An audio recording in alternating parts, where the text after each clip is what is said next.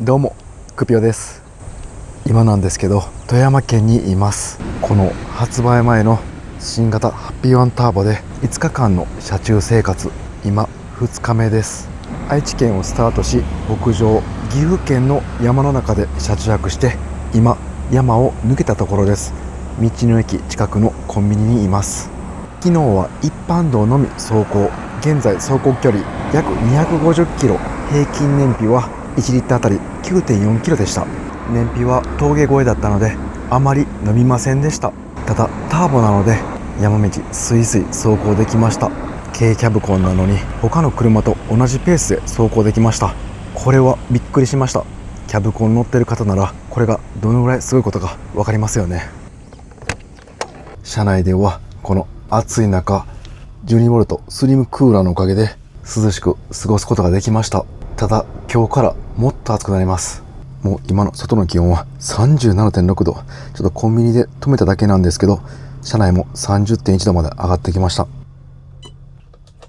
この酷暑の中日中冷えるんでしょうか、心配ですが試してみます。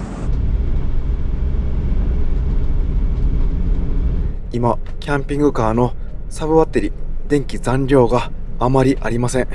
オフグリッドで外部電源に頼らず何日いけるか試したかったんですけど今日不安なんで一旦電気使えるところでサブバッテリー満タンに充電します。富山県に温泉付き RV パークありますんで今日は温泉入ってクーラーが効いた車内で宴して楽しみます。このパターン一番好きなんですよね。自分の中で至高の車中泊です。想像しただけで心が躍ります。ハッピーワンターボは外部電源の入力が装備されているんですけど何ワットで充電できるんでしょうか。後で試してみます。そして気になるクーラー使いながら充電できるんでしょうか。夏の旅ではそれができるかどうかでかなり変わってきます。そちらも検証します。後で高速道路を走るんですけど高速道路の長期旅になれば走行充電でかなり電気は回復してくれると思います。一旦ガソリン満タンにしてまた今日の燃費も計測します。ではレギュラーですね。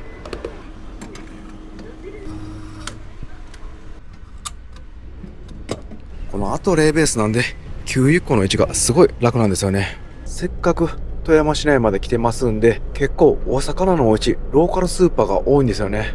黒崎屋というところが新鮮なお刺身など売ってるそうなんでそちらで夜の食材購入します。そのローカルスーパーの駐車場 Google マップで先に見たんですけど結構狭そうなんですよね。駐車場の線が2本ではなくて1本の線で台数もそんなに止められないような駐車場でした。でもこのハッピーワンターボならそういった場所でも気兼ねなく行けると思います。はい、結構細い道入ってきました。なんか本当に住宅街の裏道といった感じです。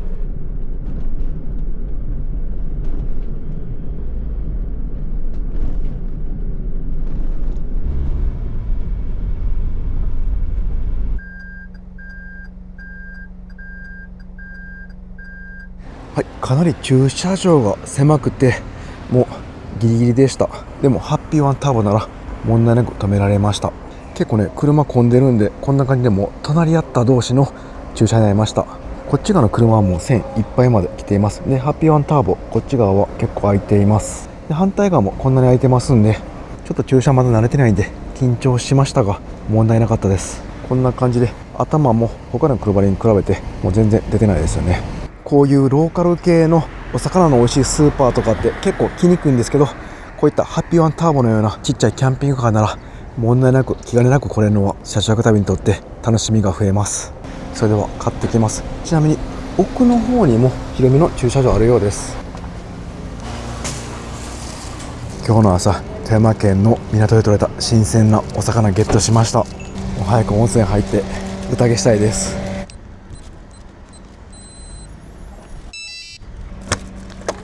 ここの入り口の冷蔵庫の位置本当使いやすいです。かなりパンパンです。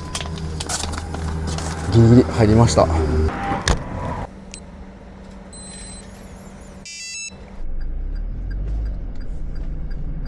もう本当に地元のしか通らないような場所でももう全然問題なく気兼ねなく通ることができます。自分はカムロードのキャブコン乗ってるんですけど、そちらの横幅は2メーター6センチ、そして長さは5メーター16センチです。そのキャンピングカーだと今日みたいなスーパーは行こうと思わないんですけど、このハッピーワンターボなら全然躊躇することなく行くことができます。なんか2日間ハッピーワンターボと一緒に旅をしていて、キャブコンのような快適さと軽バンで行く車中泊のような機動性、そちらのいいとこ取りな気がします。なんかしっかり旅を計画せずにフラッと適当に地元の名店など立ち寄ることができますんで、すごい旅してて楽しいですね。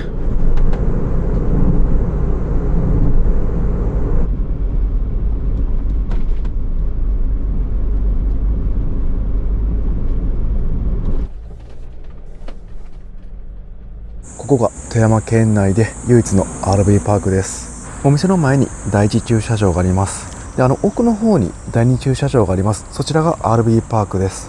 先に受付していきます。すごいですね。消雪パイプ、融雪装置が夏は打ち水として利用されています。雪国ならではの使い方ですね。はい、受付してきました。で、場所代が2200円で、今回電源とゴミ両方利用します。電源が700円、ゴミが500円です。合計3400円でした。で、お風呂はまた別でかかります。会員価格少し安くなって980円です。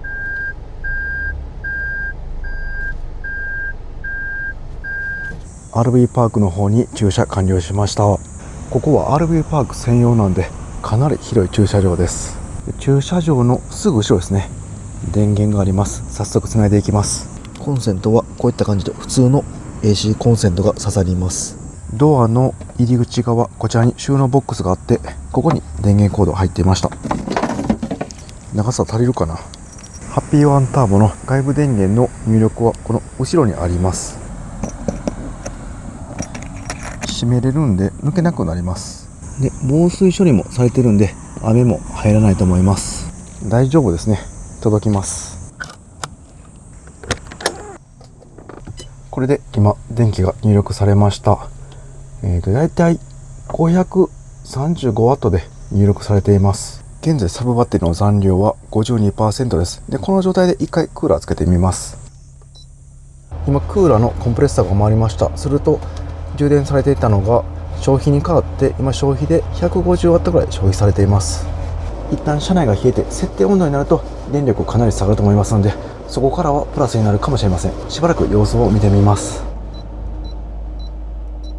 はい、今エコモードにしました。するとまた充電に変わって現在 300W ぐらい充電されています。一旦この状態でお風呂行ってきます。車中泊のセッティングしておきます。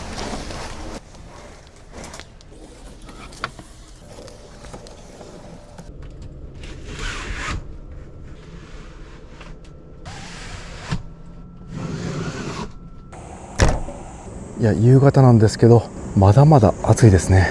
明日のチェックアウトは11時ですね。 RV パークのすぐ横にこちらの施設があります。この前にゴミステーションがあります。有料で500円で今回支払いましたので、ここで最後ゴミ捨てます。 RV パーク専用の鍵があります。で、こちらを挿して開けます。そうするとお水が使えるのと綺麗なトイレがあります。ここはもう RV パーク専用のトイレなんで利用する人はかなり少ないです。なのでかなり綺麗です。そして目の前には立山連峰が見えます。まだ山頂の方は雪残ってるんですよね。この立山連峰眺めながら朝のコーヒー飲んだら絶対美味しいですよね。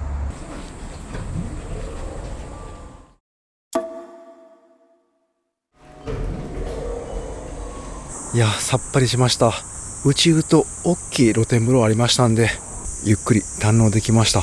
夕日を見ながら癒されました。そしてちょうど熱波のロウリュサービスありましたんで、滝のような汗かいてきました。早くハッピーワンターボでキンキンに冷やしたドリンク飲みたいです。RV パークかなり増えています。この隣のキャブコンは元から止まっていたんですけど、軽キャンピングカーとハイエースのキャンピングカーが増えています。この軽キャンピングカーはインディ108ですね。今クーラーつけて外にいてるんですけど、室外機の音聞こえています。こんな感じで今エコモードなんですけど、やっぱり音聞こえます。真横だったら聞こえる感じですね。1個開ければいけるかなと思います。それでは車内でくつろぎます。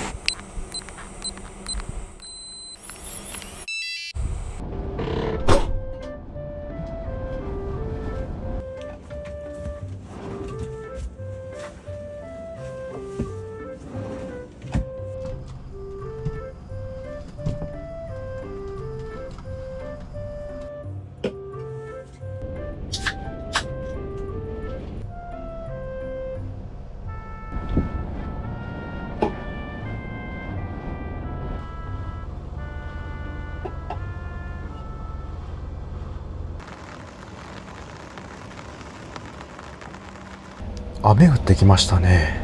いやー、しかしこの夜の空間すごい落ち着きます。12V クーラーよく冷えています。現在外気温が 33.4 度で、車内ソファーの上に置いている温度計が 24.7 度です。もう日は落ちたんですけど、外はまだまだ暑いです。お風呂入ってる間、エアコンは一番強いモードではなくてエコモードでつけっぱなしにしていました。このモードは電力が抑えめなんですけど、しっかり冷えてくれてたんで安心しました。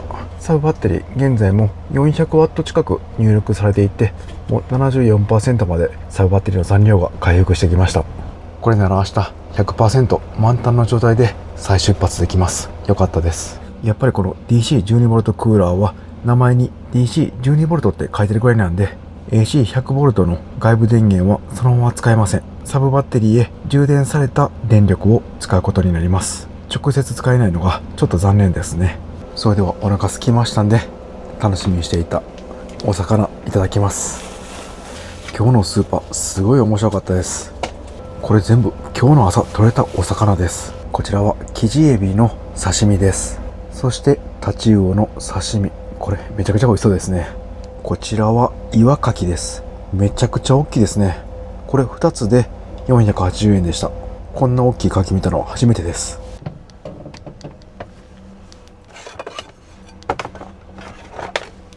岩牡蠣の方はフライパンで蒸し焼きにします。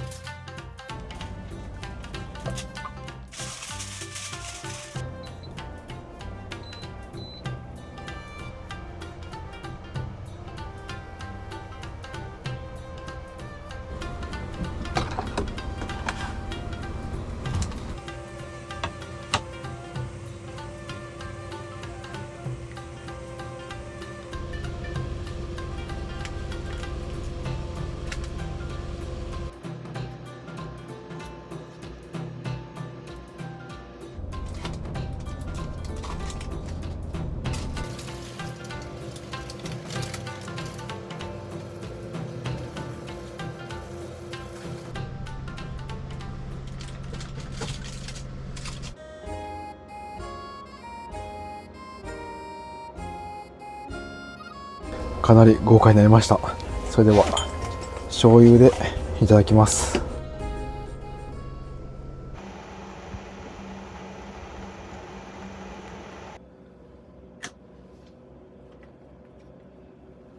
ごちそうさまでした。いや、今日はかなり豪華でした。タチウオはプリプリで、エビはすごい甘かったです。で、岩牡蠣なんですけど、もう口の中に入れた瞬間海でした。冬の牡蠣と全然違いますね。両方とも好きな感じです。この夏の岩牡蠣の方がミルクのような感じがしました。車内で食べるレベルの料理じゃないですね。今日行ったスーパーほんとおすすめです。それでは片付けます。フライパンなんですけど、このアルミホイル少し破れてたみたいで汁が出てしまいました。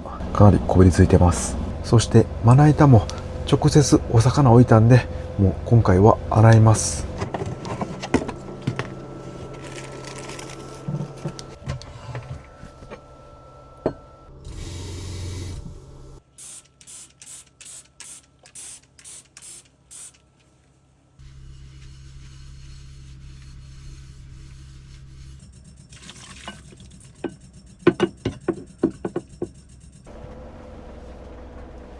それではピューラックスで排水タンク除菌しておきます。今回長期間車内で過ごしますんで、このタンクも初日からどんどん日が経ってくると匂いがしてくると思います。なのでピューラックスで除菌しておきました。これで 1,2 週間は匂いしないと思います。はい、洗い物終わりました。で、今回初めてこの車で洗い物してみて思ったんですけど、このテーブルがあったらちょっと洗いにくいというか中腰になりますね。長時間はしんどいかなと思いました。このテーブルなかったらすごい洗いやすいかなと思います。このテーブルがもっと簡単に外れて収納できればかなり使い勝手いいかなと思いました。このソファー長くてかなりクッションが分厚いんで座り心地最高です。なんかゆっくり過ごせます。で、今日は時間ありますんでテレビ見ながら寝転びながら過ごします。なんかリモコンがいっぱいあるんですけど、これはもうこのキャンピングカーのサイドオーニングです。でこれがエアコンのリモコンです。でこれテレビなんですけど、こっち側がテレビチューナーですかね。ちょっと一回いろいろ触ってみます。まず電源つけます。この液晶パネルにテレビありますね。テレビチューナーなんですけど映りません。ちょっとしばらくテレビチューナーやってみたんですけど映らないんで、ナビの方のフルセグですかね、そちら試します。ナビ起動してナビのテレビがそのままこちらに映ります。でナビの方はですね、ここリアにスピーカー2つあるんですけど、ここ流れます。ナビを起動する専用のスイッチが運転席にあります。これ運転席横、ここですね、このスイッチです。はい、起動しました。でこれをテレビにします。そしてこの入力を今テレビになってます。でこれが今チューナーですね。でこれをこの入力3に切り替えます。そうするとナビのテレビが映ります。でボリュームはこっち側のナビの方を直接操作するようです。いいですね。なんかホームシアターのようです。それではゆっくり過ごします。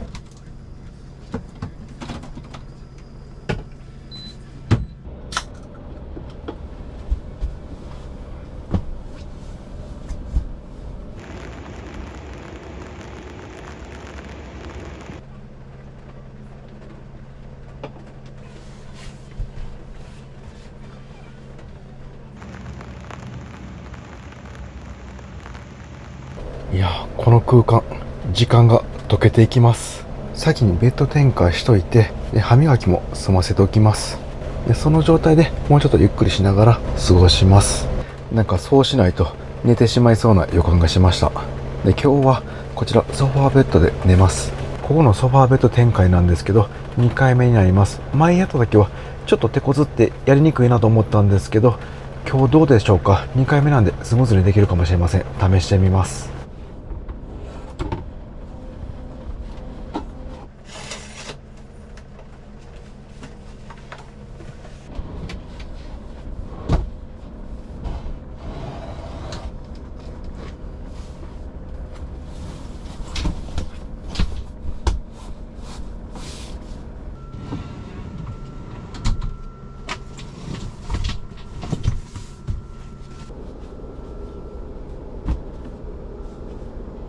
2回目の今回はなんかすんなりできました。前結構手こずったんですけどね、こっち側がちょっと硬くて、でこっち側がすごい軽かったです。この辺は個体差があるかもしれません。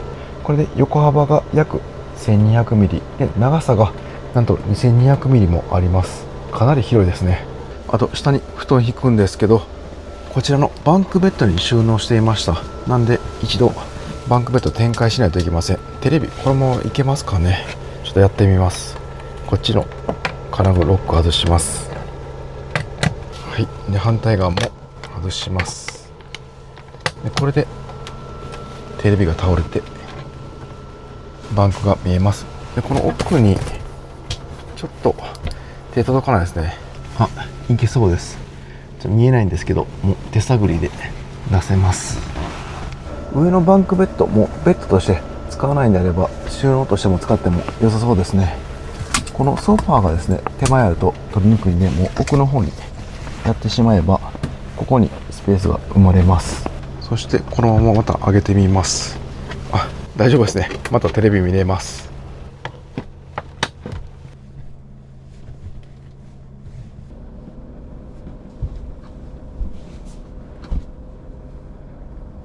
これでもいつでも眠れます。では歯磨き済ませておきます。ここテーブルなくなるとすごい使いやすいですね。でこんなところにもコンセントありました。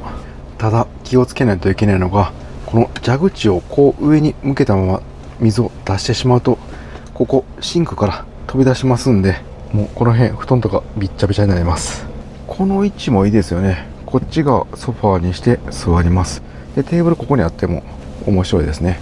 もしくは普通のキャンピングカーキャブコンタイプみたいな感じで、この窓のところにこうテーブルがあったら、こう対面でテーブルを囲めます。こういったレイアウトもあってもいいですよね。それだったらこのシンクはいつも使いやすい状態になります。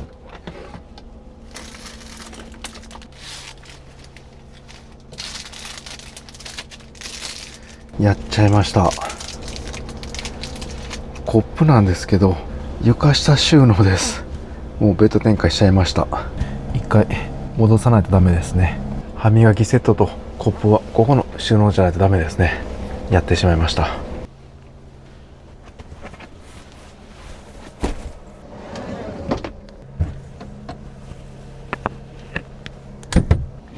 もう上置いていきます。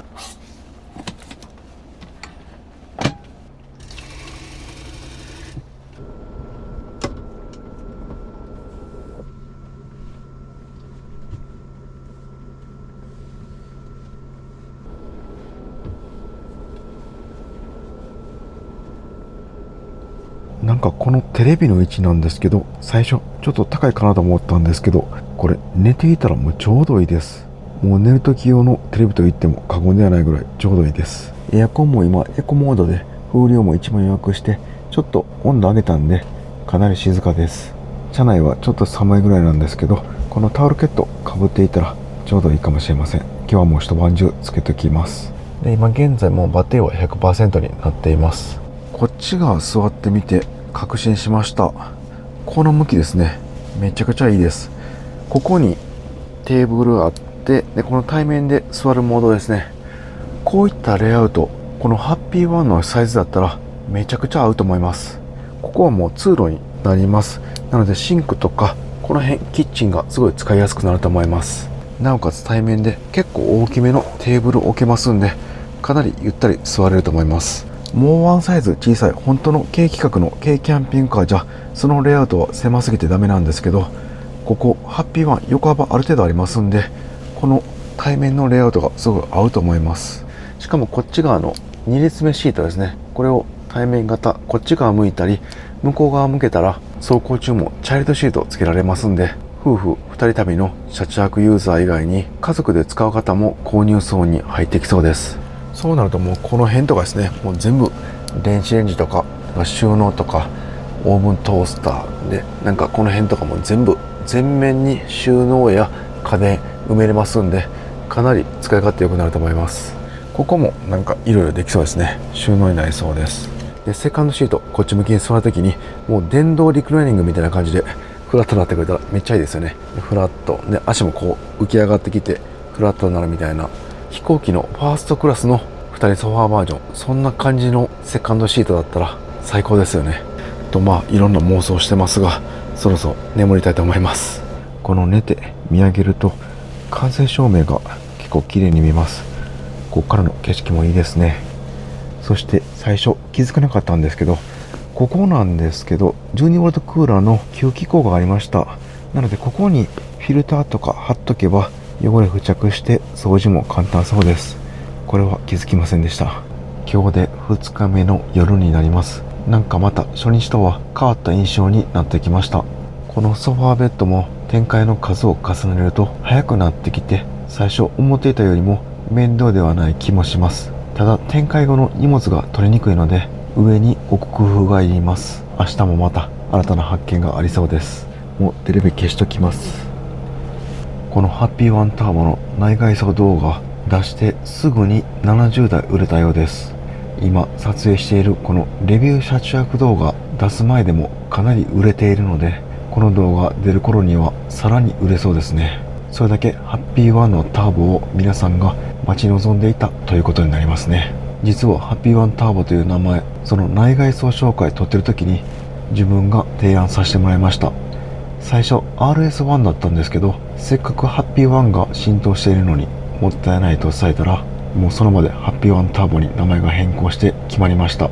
動画見ていただいた方はわかると思いますが、最初は RS1 で紹介していますが、最後ハッピーワンターボになっていると思います。ベタだけどこっちの方が分かりやすいですよね。そんなハッピーワンターボですが、明日は高速道路で新潟県長野県の山行きます。かなりきつい登りのある道路です。自分の所有しているカムロードでも失速しそうになるぐらいきつい坂なので、このハッピーワンターボの高速道路の実力を試すのにちょうどいいコースです。失速せずに走行できるでしょうか。最終試験的な感じですね。ワクワクします。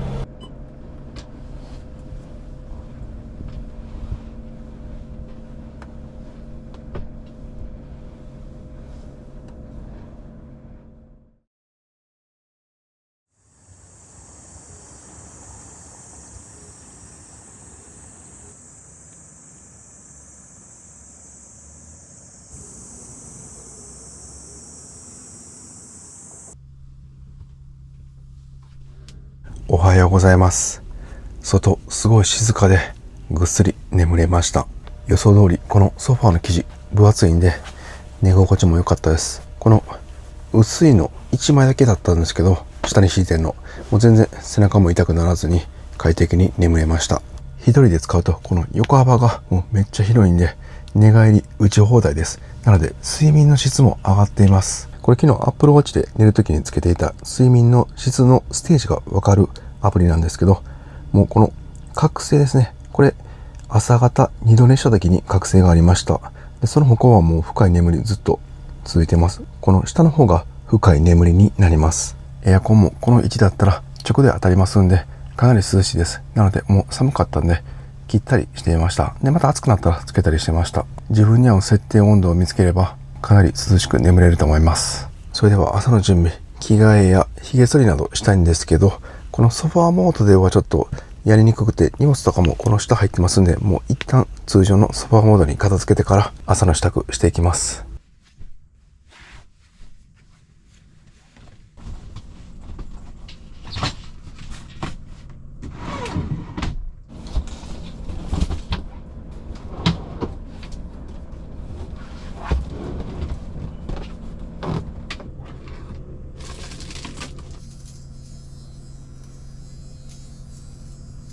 ソファーベッドの撤収も慣れてきました。なんか慣れたら早いですね。でその代わり2人だったら結構大変かなと思います。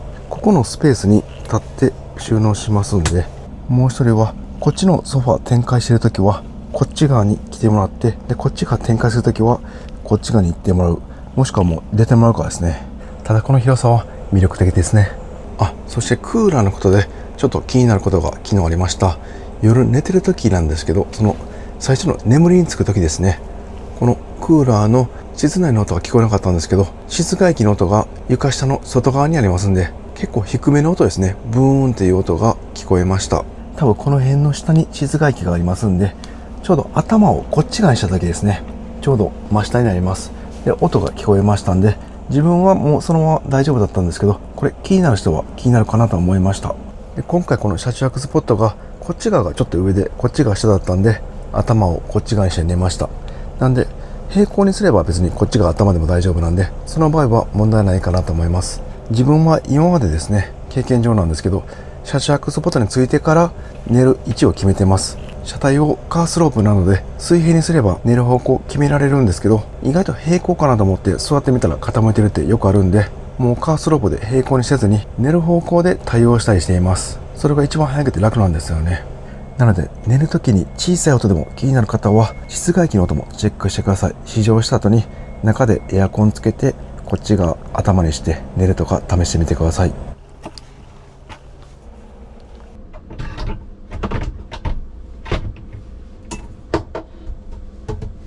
それではもう朝のカフェオレですね、飲みながら朝食もいただきます。フライパンでパパッとワンパントースト作ります。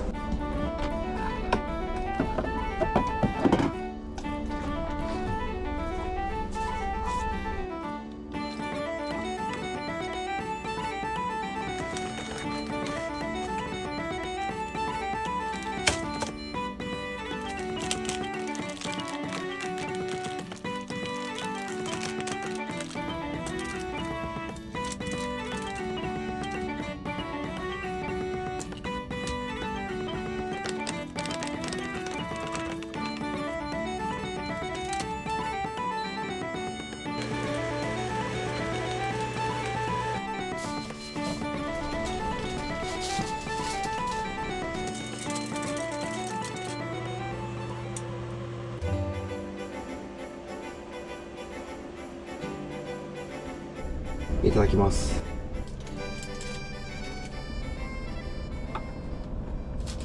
ごちそうさまでした。もう車内で朝食パパッといただくことができるので、旅中は時間が有効的に活用できます。もうこのまま次の目的地に行けるのはありがたいですね。それでは片付けて RV パークにゴミ捨ててきます。ゴミはこの後ろに溜めていました。これ鍵も何もいらずにこうやってこれで押すだけで閉まるんで、かなり使い勝手いいです。いや気持ちいいですね。今日は立山連峰、雲が結構かかっていてあまり見えません。この朝起きてすぐに立山連峰を拝めるのがこの富山県の素晴らしさですね。はい、こちらに捨てます。で最後ここにアロイパークのナンバーと鍵を入れます。はい、これで完了です。はい、ありがとうございました。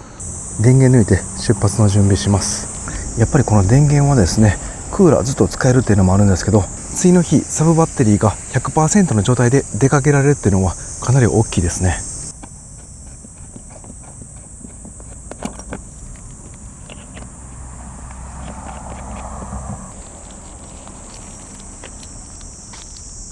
なんか RV パークの場所によっては電源からキャンピングカーが離れているところがあります。でその場合こういったケーブルでは届かない時がありますんで、予備でまたケーブルを用意しないといけません。もしくは借りるかですね。でもここはかなり近いんで使い勝手良かったです。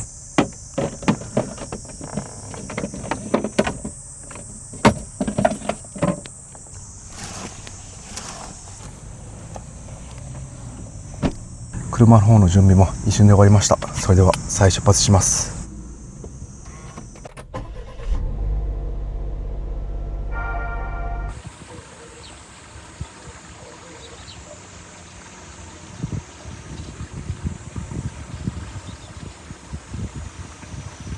夢心地さん、ありがとうございました。一晩経ってなんか久々にこのハッピーワンターボ運転するとやっぱ軽って感じますね。出だしがスーッと見た目とは裏腹にスイスイ進んでくれます。高速道路を入るともう観光があまりできないので、ちょっと今から買い物とか観光軽くします。ですぐ横に超巨大なモンベルがありますんで、そちら一旦寄ります。かなり大きいモンベルです。奥もありますね。それでは見てきます。はい、いろいろ買ってきました。アウトドアグッズや中に大きいレストランもあったりと、かなり店内が広いモンベルでした。晴れてきましたね。すごい気持ちいいです。今日も暑くなりそうですね。次のスポットへ向かいます。今から富山県の北の方っていうんですかね、新潟の方に向かって宇奈月温泉入りに行きます。でその後また地元のスーパーなどで食材買います。でここから宇奈月まで近いようで遠いので、もう高速道路使います。ですぐここからですね、立山インターチェンジあります。2、30分の短い時間なんですが、高速道路楽しみです。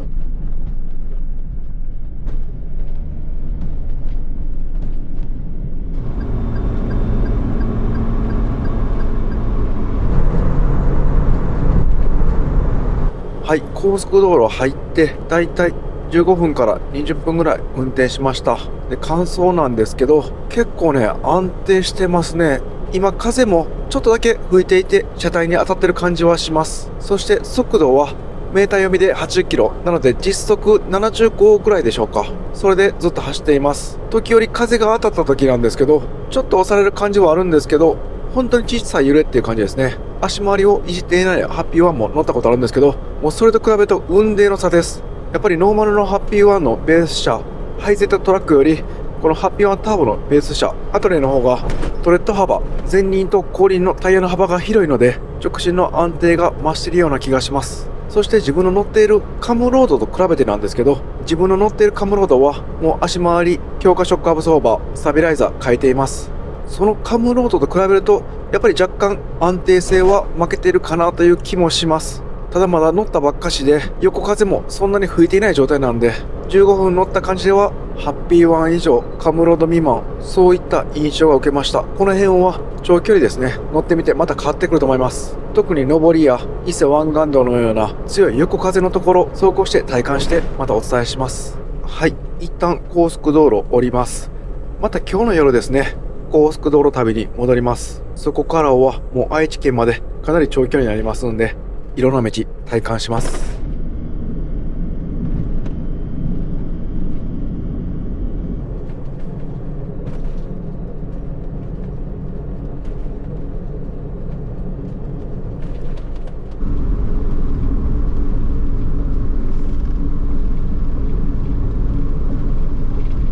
はい、宇奈月温泉街に到着しました。この辺ですね、結構狭いんですよね。で、温泉の駐車場を見ても結構狭そうでした。ちょっと心配ですね。駐車場は一本線で狭い場所だったんですけど、もう全然問題なく駐車できました。ハッピーワンターボは山道もスイスイで狭い場所も止められますんで、秘境や温泉巡りにぴったりですね。高さのあるトンネルだけ気をつけないといけません。温泉まで少し距離ありますんで歩きます。うわー、いいですね。この山の中に囲まれていて風情のあるレトロな雰囲気、最高です。この街の中に無料の足湯もあります。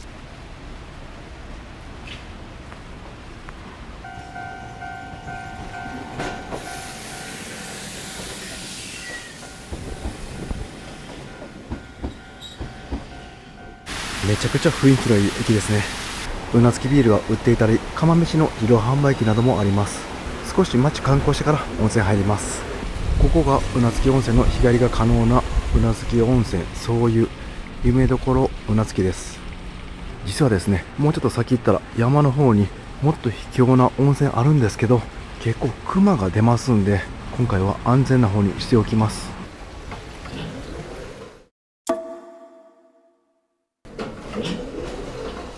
そんなに広くないんですけど、内湯と外湯一つずつありました。中はすごい綺麗で格安の温泉なんですけど、今までで一番暑かったです。びっくりしました。なんと一番暑いところは43度から45度、一番低いところも41度から42度とかなり暑かったんで、もう本当に体の芯から温まってたくさん汗かいたんで、今はめっちゃ涼しいです。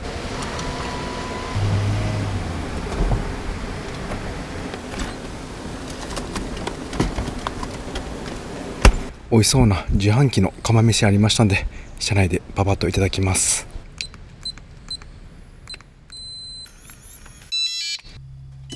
34.3 度、中 38.1 度で全開でつけます。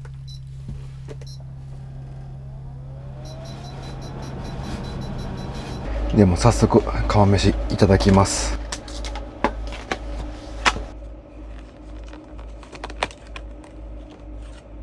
なんかこんなアルミホイルに入っています。これこのままなんか温めても良さそうですね。で、自分はもう冷やご飯も全然食べれますんで、このままいただきます。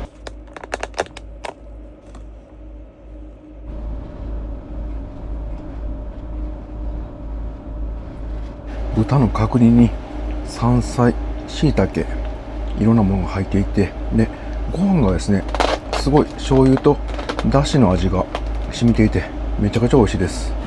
ごちそうさまでした。一瞬で食べちゃいました。自分炊き込みご飯とかのご飯系めちゃくちゃ好きなんですよね。美味しかったです。クーラーは一番強い設定なんでかなり涼しいです。まだ10分経ってないぐらいなんですけど、もう寒くなってきました。ソファー上の温度計は車内 28.9 度なんですけど、もう体感25度ぐらいの寒さです。やっぱり直でここ当たりますんでかなり涼しいです。ただ消費電力はすごい高くて、現在 910W ぐらい消費しています。でこのままエコモードにしてみます。コンプレッサー回ってるんですけど、音もかなり静かになります。でエコモードで現在 370W 消費しています。なので最初一番強いモードでもう車内の温度を下げて、で下がったらエコモードで使用するのが一番いいかなと思います。では切っておきます。それでは次のスポットへ向かいます。もう次は山を降りてそのまま高速道路入ります。で今からですね、もうずっと高速道路になりますんで、かなり長期の移動になります。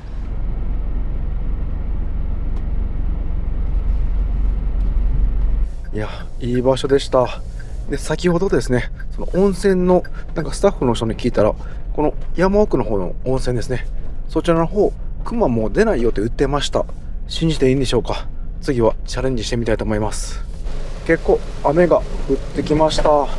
で今から高速入るんですけど、高速入ったらもう食料の買い出し行きにくくなりますんで、途中のスーパー寄ってしばらく過ごせる食材購入しておきます。さっきまで雨降ってたんですけど、もう止みました。やっぱり北陸の天気はすぐ変わりますね。高速道路入る前にガソリン満タンにしておきます。今回の燃費は1リッターあたり9キロです。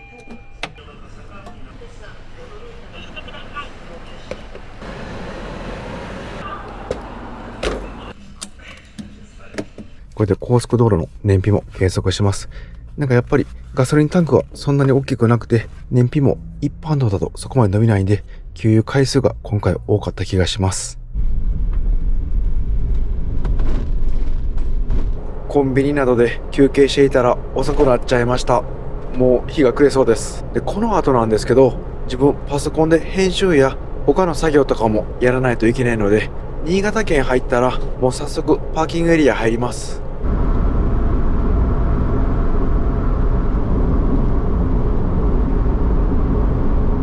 今日はもうここのパーキングエリアで車中泊して、明日の朝から長距離高速道路移動します。車中泊のセッティングする前にですね、このハッピーワンターボで2泊目してみて、また新たに感じたメリットデメリットがありましたので、そちらお伝えします。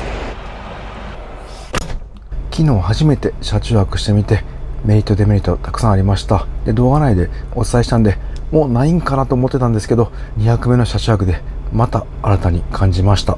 連泊すると分かることってあるんですね。暑いんでクーラーをつけました。メリットデメリットをお伝えする前に、まず検証データからお伝えします。外部電源なんですけど、昨日泊まった RV パークでは充電のワット数は 540W でした。そして約6時間で 50% 増えました。この 12V クーラーをつけながらだと、外部電源の入力があっても 150W 消費していました。ただ一番強いモードではなくて、エコモードにすると 230W 充電されていました。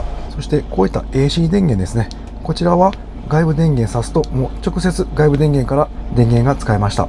外部電源の検証は以上で、次 12V クーラーの新たな検証なんですけど、昨日夕方 33.4 度で 24.7 度まで冷えていました。もうかなりキンキンに冷えていました。そして今日暑くてですね、途中休憩している時につけていたんですけど、その時はもう外気温35度を超えていました。その中でも冷えていました。ただ35度を超えると、このフロントシェードとかもう全てしないと冷えにくい感じはしました。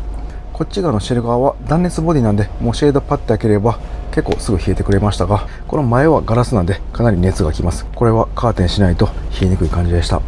で、今回の燃費なんですけど、一般道9割、高速1割で約100キロぐらい走れました。1リッターあたり9キロとあまり飲みませんでした。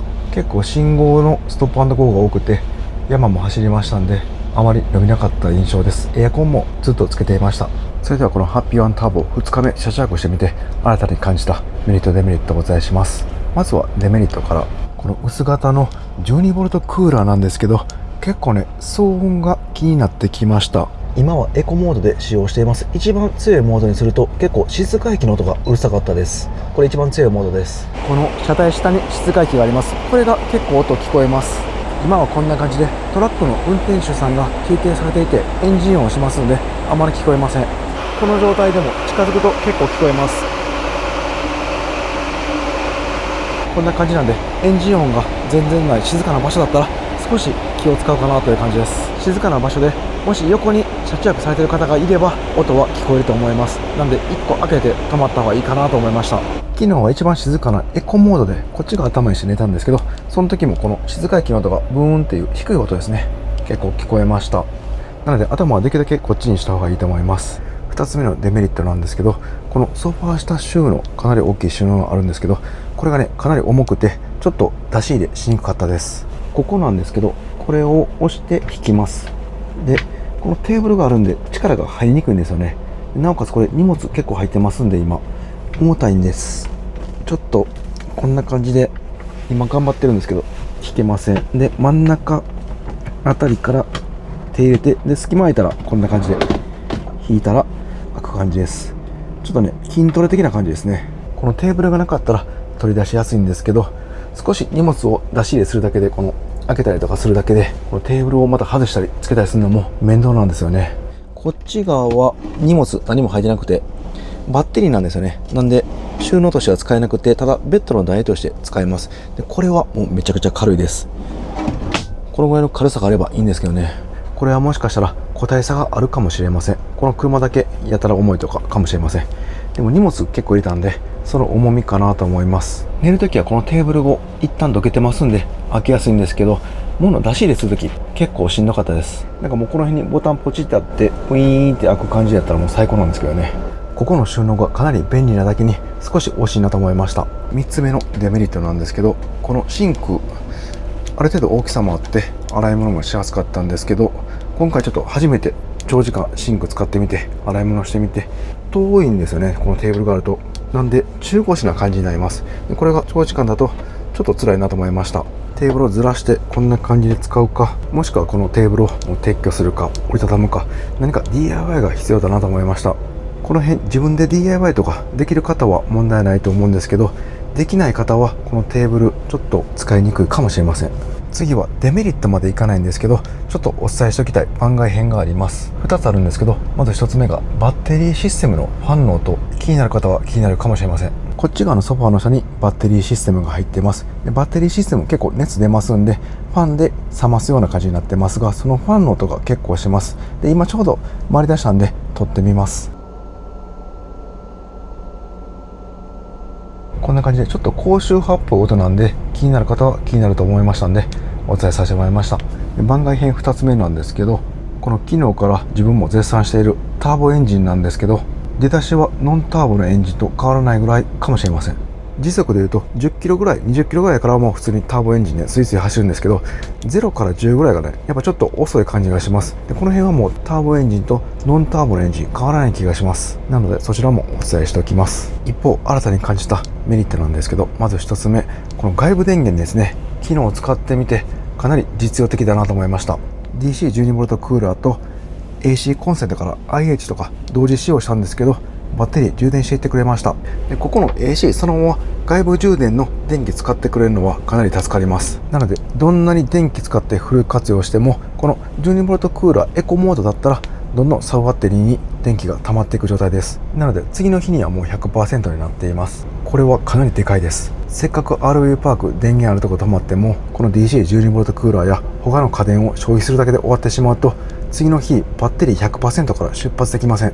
これだったらもうずっと RV パークに泊まり続けないといけません。なのでこの外部充電は実用的で重宝する仕様です。で2つ目のメリットなんですけど、この AC コンセントがもうめちゃくちゃあります。これ仕様によって変わるかもしれないんですけど、今のところいろんなところにたくさんあってかなり便利です。まずはリアのここですね。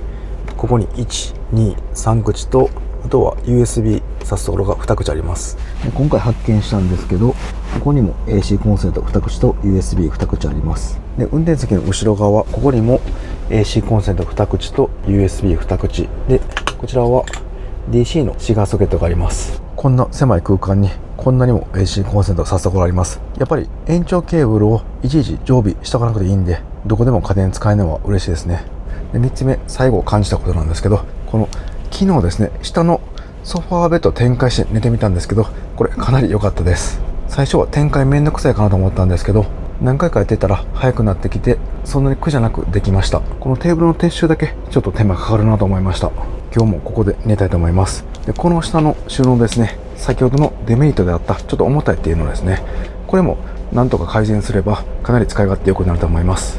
もうなんかですね、ボタンポチって押したらウィーンって下の台が出てきて、そのままソファーパッてずらすだけでできるような、そんな仕掛けできないですかね。もうそうなればかなり楽ちんです。常設ベッドではないんですけど、常設ベッド並みの使い勝手になると思います。以上が車中泊2回目して感じたメリットデメリットでした。で明日からですね、高速道路を走ります。それで自分的にはすごい気になっているポイントが、まずはこのターボエンジンの燃費が気になります。下道は9キロ台とあんまり伸びなかったんですけど、高速道路は1リッターあたり何キロまで走行距離伸びるでしょうか。そしてきつい上り、このターボエンジンでどのぐらい登ってくれるでしょうか。明日ですね、走行するポイントが、自分の持ってるカムロード3リッターのディーゼルターボでは80キロまでしか出ないポイントがあります。そこ1回走ってみます。何キロで走行できるでしょうか。そして風の揺れですよね。風吹いた時の横揺れとかも気になります。そして軽キャンピングカーに初めて搭載された ACC アダプティブクルーズコントローラーです。これ半自動運転で前の車についていくんですけど、ちゃんと機能してくれるんでしょうか。長距離テストしてみますね。